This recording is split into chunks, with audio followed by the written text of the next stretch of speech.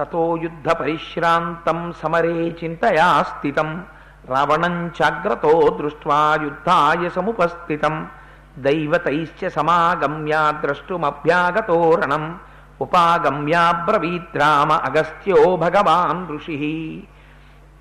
అగస్త్య మహర్షి వచ్చారు.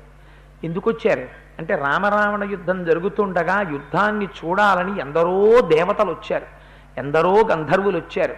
అసలు ఎందరో గంధర్వులు రావడం ఏంటి, అసలు ఎవరు ఏ లోకంలోనూ లేరు. ఇంకా అందరూ వచ్చి ఆకాశం నిండా నిండిపోయి నిలబడిపోయారు. మీకు చిత్రం ఏమిటో తెలుసా అండి, 7 రాత్రులు 7 పగళ్ళు జరిగింది. కటిక చీకట్లో ఎవరు కనపడేవారు కాదు. తళుక్ తళుక్ తళుక్ తళుక్ అని బాణాలు మెరుపులు కనపడుతుండేవంతే. రామరావణ యుద్ధం జరగబోతోంది కాబట్టే ఒకసారి ప్రత్యక్ష రామాయణం చెయ్యాలని ఇవాళ ఒకసారి చీకటొచ్చి వెలుతురొచ్చి చీకటొచ్చి వెలుతురొచ్చి నడిచింది. అందుకని మహానుభావుడు రామచంద్రమూర్తి ఒకసారి లైవ్ టెలికాస్ట్ ఇవ్వాలనుకున్నారు. లేకపోతే రామరావణ యుద్ధం రోజునే ఎలా జరగడం ఏమిటి, ఇన్నాళ్ళు జరగకూడదా, ఇవాళే రామరావణ యుద్ధం రావాలి. అందుకని అంత ప్రచండమైనటువంటి యుద్ధం జరగాలి. అందుకని ఆ ఆదిత్య హృదయాన్ని ఉపదేశం చేస్తున్నారు. వచ్చినవాడు సామాన్యుడు కాడు. అగస్త్య మహర్షి అంటే మహానుభావుడు. మీకు అయోధ్యకాండ అరణ్యకాండ మొదలైనవి చెప్పేటప్పుడు మీకు నేను విజ్ఞాపన చేసి ఉన్నాను. ఆయన ఎంతటి శక్తి కలిగినటువంటి వాడో, అగస్త్యుడంటే ఎంటువంటి ప్రచండ పరాక్రమం ఉన్నవాడో. అరణ్యకాండలో అసలు అవతార ప్రయోజనం నెరవేరడానికి సీతారాములు ఎక్కడుండాలో ఎవ్వరూ చెప్పరు, చెప్పే వరకు వెడతాడు. ఆఖరణ ఒక ఆయన చెప్తాడు, మీరు ఆ కోణంలో వినండి వినండి అని నేను చెప్పుకుంటూ వచ్చాను. అరణ్యకాండలో ఎవరు చెప్పారు పంచవటిలో ఉండమని? అగస్త్య మహర్షి చెప్పారు. ఇప్పుడు ఎవరు వచ్చారు? ఆయనే వచ్చారు. ఆయన ఏమి ఇచ్చారు ఆ రోజున? ఇంద్రుడు నాకు ఇచ్చాడయా నీకిమ్మని రామా, ఇదిగో బ్రహ్మాస్త్రం నీకోసమే సిద్ధం చేసి ఉంచాను, దీన్ని స్వీకరించవలసింది అని ఆ రోజున బ్రహ్మాస్త్రం ఇచ్చారు రామచంద్రమూర్తికి. రామాయణం వెనకాతల ఉండి అవతార ప్రయోజనం నెరవేరడానికి అన్ని విధాలా భూమికని సిద్ధం చేసిన వారు అగస్త్య మహర్షి. సుందరకాండలో ఉన్న మొట్టమొదటి శ్లోకంలోని బీజాక్షరానికి అధిపతి అగస్త్య మహర్షి, ఉపాసనలో కూడా. అందుకని రామాయణంలో ఉన్న గొప్పతనం ఏమిటంటే విశ్వామిత్రుడి తర్వాత అత్రి మహర్షి దర్శనం, శరభంగ దర్శనం, వీటితో పాటుగా కనపడకుండా అంతర్లీనంగా రామాయణంలో విశేషమైన ప్రాముఖ్యతని చూపించి శాసించిన వారు అగస్త్య మహర్షి. ఆయన ఎప్పుడెప్పుడు కీలక ఘట్టమో అప్పుడప్పుడు తళుక్కుని మెరుస్తుంటారు. అసలు ఆ ఆశ్రమమే ఎలా ఉంటుందో మీరు విన్నారు కదా అరణ్యకాండ విన్నప్పుడు. అందుచేత ఆయన వచ్చారు. వచ్చి ఎప్పుడైతే రావణుడు దూరంగా వెళ్ళిపోయాడో రామచంద్రమూర్తి విశ్రాంతి తీసుకుంటున్నారో గబగబా పైనుంచి కిందకి దిగారు. కిందకి దిగి ఆదిత్య హృదయంలో ఒక రహస్యం ఉంది. మీకు ఈ దేశంలో 2 యుద్ధ భూమిలో పుట్టాయి. ఈ 2 సమయంతో సంబంధం లేదు. రామాయణం త్రేతాయుగంలో జరిగింది కదండి, భారతం ద్వాపర యుగంలో జరిగింది కదండి. అందుకని భగవద్గీత ఇప్పటికీ పనికొస్తుందా అండి, రామాయణం పనికొస్తుందా అండి? అది అసందర్భమైన ప్రశ్న. ఎందుకని అంటే ఎంతకాలం పర్వతాలుంటాయో, ఎంతకాలం నదులుంటాయో అంతకాలము రామాయణం ధర్మం ఉంటాయి. అయితే అక్కడ కురుక్షేత్ర యుద్ధంలో ఒక మహోత్కృష్టమైన అమృత భాండం పుట్టింది. అదే భగవద్గీత. అది అర్జున విషాద యోగం వల్ల పుట్టింది. అర్జునుడు మోహాన్ని పొంది శత్రువులను చూసి ధార్మిక బుద్ధిని పొందాడు. వీళ్ళని చంపచ్చా, అయ్యయ్యో వీళ్ళని చంపితే సమాజం ఇలా అయిపోతుంది, మా తండ్రులు ఉన్నారు, మా తాతలు ఉన్నారు, వాళ్ళున్నారు, వీళ్ళున్నారు, నేను చంపడం ఏమిటి, కృష్ణ రథాన్ని వెనక్కి తీసుకెళ్ళిపో, నేను చంపలేను, నేను ఈ నిత్తుటి కూడు తినను, నేను ఈ రాజ్యం చెయ్యను అంటూ ఉంటే ఆనాడు మహానుభావుడు కృష్ణ పరమాత్మ భగవద్గీత చెప్పారు. ఆ భగవద్గీత ఆనాటి నుంచి ఈనాటికి ఏనాటికి మనందరికీ శిరోధార్యమే. అలాగే రామాయణంలో యుద్ధభూమిలో ఆదిత్య హృదయం పుట్టింది. ఎలా అయితే అర్జునుడు విషాదాన్ని పొందాడో అలాగే ఇక్కడ రామచంద్రమూర్తి కూడా బడలిక చెందారు.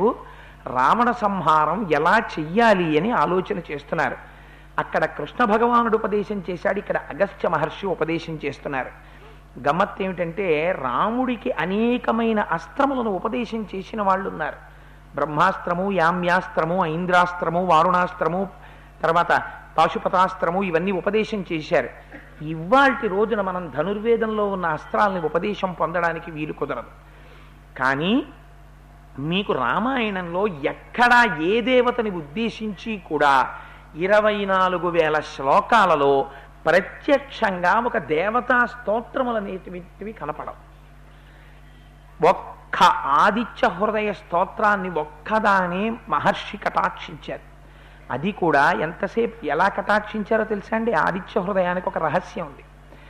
మీరు బ్రహ్మాస్త్రం పొందలేరు, ఐంద్రాస్త్రాన్ని పొందలేరు, యామ్యాస్త్రాన్ని పొందలేరు, వాయవ్యాస్త్రాన్ని పొందలేరు. అందుకే అక్షర రూపమైన అస్త్రాన్ని ఎంతకాలమునకు మీరు పొందేటట్టుగా మహర్షి జాతికి చేసిన కృప ఆదిత్య హృదయం. ఆదిత్య హృదయం మీ అమ్ముల పొదిలో ఉంటే రాముడి దగ్గర ఎన్ని అస్త్రాలు ఉన్నాయో అన్ని అస్త్రాలు మీరు చేతిలో పట్టేసుకున్నట్టే. అంత శక్తివంతం ఆదిత్య హృదయం. అందుకే మహర్షి దాన్ని ఉపదేశం చేస్తూ 31 శ్లోకాలు మాత్రమే చెప్పారు. 31 శ్లోకాల్లో అవి ప్రారంభం చెయ్యడం కూడా తతో యుద్ధ పరిశ్రాంతం అంటూ మొదలవుతుంది. తత్తుతో మొదలైన కాండ సుందరకాండ. తతో రావణ నీతాయా సీతాయా శత్రుకర్షణ అని మొదలైంది. తత్తుతో మొదలై తత్తుతో పూర్తయింది సుందరకాండ. మళ్ళీ తత్తుతో ప్రారంభమైనటువంటి మహోత్కృష్టమైన స్తోత్రం ఆదిత్య హృదయం. అందుకే తతో యుద్ధ పరిశ్రాంతం అంటూ మొదలుపెట్టారు. గమ్మత్తు ఏమిటంటే ఈ 31 శ్లోకాల్లోనూ మొట్టమొదటి శ్లోకాన్ని మీకు అగస్త్య మహర్షి వచ్చి చూసి కిందకి దిగారు అనేటటువంటి పరిచయ శ్లోకంగా పక్కన పెడితే 30 శ్లోకాలు మిగులుతాయి.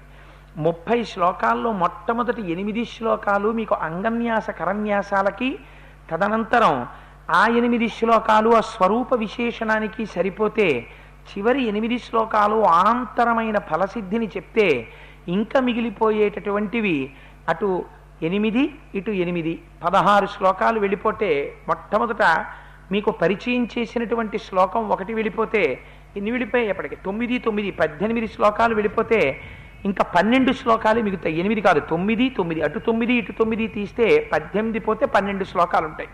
18 12 30. మొట్టమొదటిది అగస్త్య మహర్షి కిందకి దిగినటువంటి శ్లోకం 31 శ్లోకాలు. మీకు గమ్మత్తు ఏమిటో తెలుసా అండి? ఆదిత్య హృదయాన్ని మీరు ఎప్పుడు చదవాలి అంటే అగస్త్య మహర్షి చెప్పేశారు. కాంతారేషు భయేషు చ. మీరు మహారణ్యంలో ఉండండి, మీరు విపరీతమైనటువంటి భయాన్ని పొంది ఉండండి, ఏదైనా ప్రమాదం వచ్చేస్తూ ఉండనివ్వండి. మీకు మిగిలినటువంటి దేవతల్ని ఉపాసన చెయ్యాలంటే మీరు మనస్సు లోపల దర్శనం చెయ్యాలి. మీ మనస్సు ఖేదాన్ని పొందేసింది అనుకోండి ఎప్పుడైనా, అప్పుడు మీరు ఏ మంత్రాన్ని ఉపాసన చేస్తున్నారో ఆ స్వరూపాన్ని నిలబెట్టడం కష్టం. ప్రార్థనా శ్లోకం చేసినా నిలబడదు. పైగా బీజాక్షరాలతో కూడుకున్నటువంటి మంత్రములు చెయ్యాలంటే, అటువంటి ఉపాసన చెయ్యాలంటే దానికి ఒక ప్రత్యేకమైన పద్ధతి ఉంటుంది. ఎప్పుడు పడితే అప్పుడు మంత్రం చేయడానికి వీల్లేదు. అది స్నానం చెయ్యాలి, దానికి కొన్ని నియమాలు ఉంటాయి. ఆ నియమాలు పాటించి మంత్రం చెయ్యాలి. ఆదిత్య హృదయానికి మీకు ఆ బాధ లేదు. మీరు నడుస్తూ కూర్చుని నిలబడి అరణ్యంలో ఉండండి, ఎక్కడ మీకు భయం వేయనివ్వండి. ఒక్కసారి మీకు అదృష్టం ఏమిటంటే సూర్యుడు ఎప్పుడూ ఆకాశంలో ఉంటాడు. నేను సూర్యుడిని చూడలేదన్న వెర్రివాడు ప్రపంచంలో ఉండడు. కళ్ళు మూస్తే సూర్యదర్శనం అయిపోతుంది మీకు. అటువంటి కానీ ఒక్కటి జ్ఞాపకం పెట్టుకోండి, ఆదిత్య హృదయం చదివేటప్పుడు కళ్ళు మూసి నమస్కారం చేస్తే సూర్యోదయం అవుతున్న సూర్యుడిని ఉపాసన చేయాలి. ఉపాసన చేసి 3 సార్లు చదవమని ఇందులో మహర్షి చెప్పారు. కానీ 12 12 ఆదిత్యుల్ని అందులో ఉపాసన చెప్పారు. అందుకే నిన్నటి రోజున ఇక్కడ ఆదిత్య హృదయం జరిగితే 12 మాటలు అందరితో చెప్పించడానికి కారణం అది. అందుకని మీకు మిగిలినటువంటి దేవతా స్వరూపాలు ఈ కంటితో చూడ్డానికి కుదరదు. ఒక్క సూర్యనారాయణమూర్తిని మాత్రం మీరు ఈ కంటితో చూడొచ్చు ఎదురుగుండా. ఈ కంటితో చూసి దర్శనం చేసి నమస్కారం చేసుకోవచ్చు.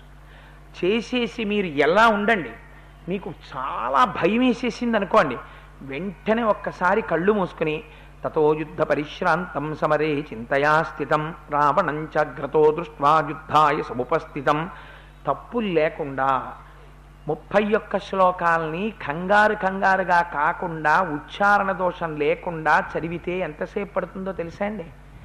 ఖచ్చితంగా సూర్యమండలాంతర్వర్తి అయినటువంటి భగవానుడు సూర్యబింబంగా ఆకాశంలోకి వచ్చి ప్రస్ఫుటంగా ఉదయించడానికి ఎంత సమయం పడుతుందో ఆదిత్య హృదయం తెలవడానికి అంతే సమయం పడుతుంది. అలా దాన్ని తీసుకొచ్చారు మహర్షి. వేదంలో ఉన్నటువంటి సమస్త సారాన్ని పిండి ఆదిత్య హృదయంలో పెట్టేశారు. అందులో మొట్టమొదటి భాగంలో ఏం చేస్తారంటే స్వామిని స్తుతి చేస్తారు. స్తుతి అంటే నువ్వు అంతటి వాడివి, నువ్వు ఇంతటి వాడివి అని చెప్తారు. రశ్మిమంతం సముద్యంతం దేవాసుర నమస్కృతం పూజయస్వ వివస్వంతం భాస్కరం భువనేశ్వరం సర్వదేవాత్మకోహేష తేజస్వీ రశ్మిభావన ఏష దేవాసురగణాన్ లోకాన్ పాతి గభస్తిభిః ఏష బ్రహ్మా చ విష్ణుశ్చ శివ స్కంధ ప్రజాపతి అని చెప్తారు. తర్వాత ఏం చేస్తారంటే మీకు తెలిసి కానీ తెలియక కానీ ఆదిత్య హృదయం చదివేటప్పుడు నుతి వెళ్ళిపోతుంది అందులో.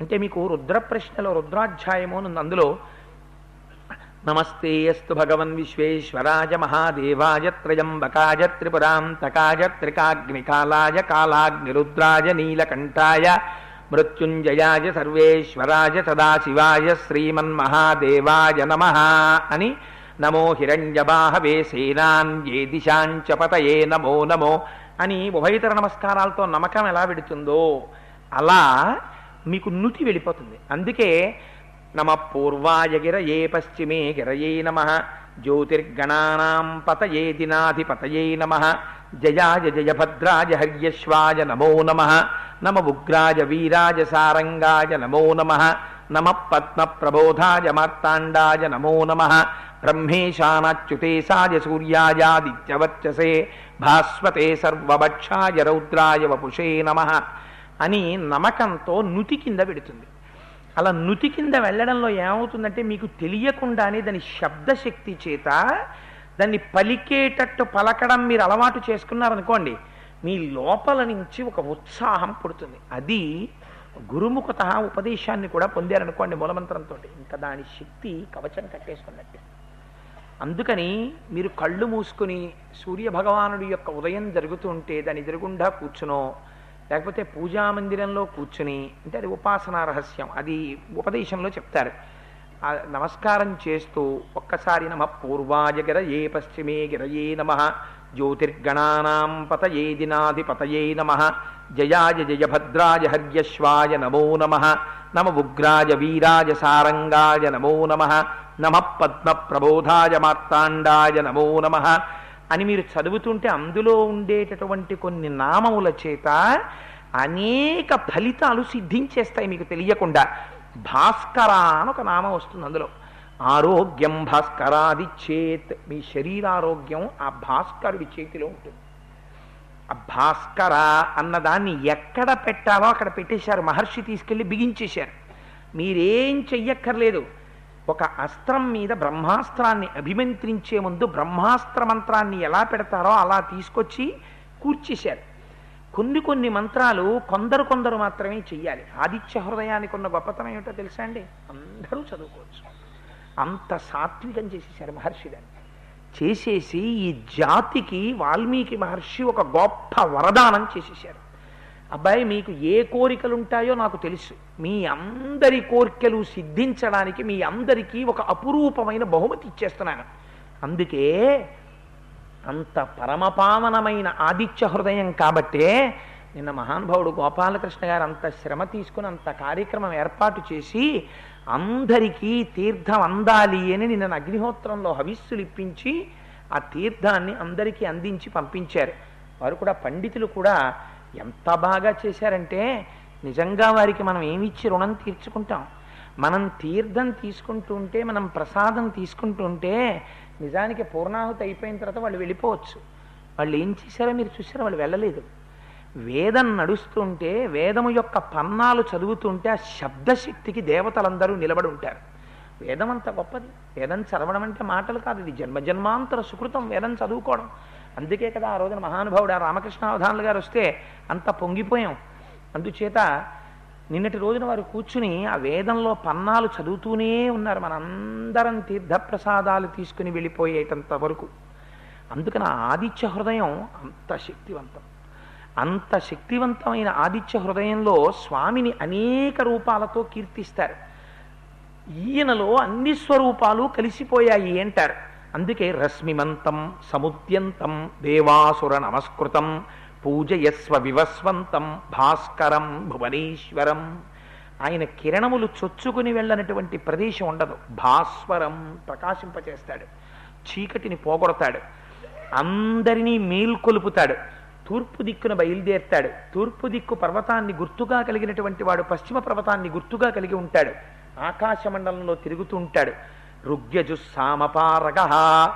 అరుగ్వేదం అంటే వాక్కు, యజుర్వేదం అంటే కర్మ, సామవేదం అంటే హృదయంలో ఉండేటటువంటి సామ్యబుద్ధి, సౌమ్యమైన బుద్ధి. ఈ 3 వేదస్వరూపాలుగా లోపల ఉండేటటువంటి హృదయాన్ని ప్రశాంతంగా ఉంచుతాడు. తెల్లవారుజామున అందరూ నిద్రపోతున్నటువంటి సమయంలో నీటిలో నిలబడి తమ యొక్క కలువరేకులు ఇలా ముడుచుకున్నటువంటి కమలములకు తన లేత కిరణములతో చక్కలిగింతలు పెట్టి ఆ కమలములు విచ్చుకునేటట్టుగా చేస్తాడు. ఆ మహానుభావుడే ఘన వృష్టిరపాం మిత్రో వింధ్యవీధి ప్లవంగమహ. అటు నుంచి ఇటు దాటుతూ సముద్రంలో ఉండేటటువంటి ఉప్పు నీటిని తన కిరణముల చేత తాగుతాడు. తాను ఎలా పుచ్చుకుంటాడో తిరిగి తాను అలా ఇచ్చేస్తాడు. తప్ప తను దాచుకోవడం చేత కానివాడు, పరబ్రహ్మస్వరూపుడు. ఉప్పు నీటిని తాను పుచ్చుకొని తీయటి నీటిగా మార్చి మేఘం చేస్తాడు. అయ్యయ్యో, పిల్లలందరూ దాహంతో ఉన్నారని మేఘాన్ని పంపించి ఘన వృష్టిరపాం మిత్రో, నీటికి స్నేహితుడై ఉంటాడు. ఆదిత్య హృదయం చదివితే, లోకంలో ఉన్న వాళ్ళందరూ ఆదిత్య హృదయాన్ని చదివితే వానలు పడకపోవడం అన్నది ఉండదు. అపాం మిత్రో, ఆయన నీటికి మిత్రుడు. అందుకే నీటిని వర్షింపచేస్తాడు. మళ్ళీ అపాం మిత్రో వింధ్యవీధి ప్లవంగమహ. ఆ వింధ్యవీధి ఆకాశ వీధిలో తిరుగుతూ ఉంటాడు. బ్రహ్మేశానాచ్యుతేశాయ సూర్యాయాదిత్యవర్చసే. అన్నీ ఆయన ఉంటాడు. ఎందుచేత ఆయన సృష్టిస్తాడు. ఆయన లేకపోతే సృష్టి లేదు.